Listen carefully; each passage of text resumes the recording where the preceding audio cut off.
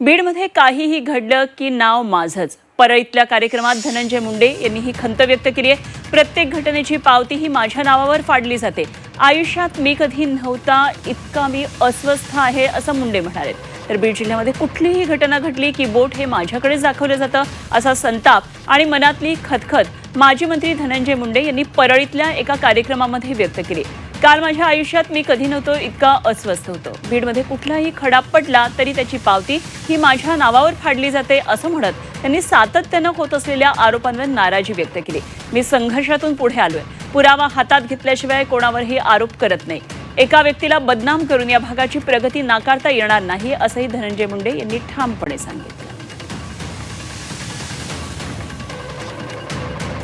या बीड जिल्ह्यामध्ये कुठलीही घटना घडली, कुठलाही खडा पडला,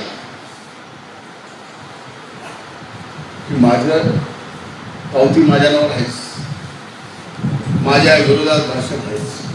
मी म्हणलं केलंय तरी पण झालंय कुठं, कुणाचं झालंय, तो कोणत्या जातीचा, तो कोणत्या जातीचा, घेणं नाही देणं नाही, वाजवा जाणार.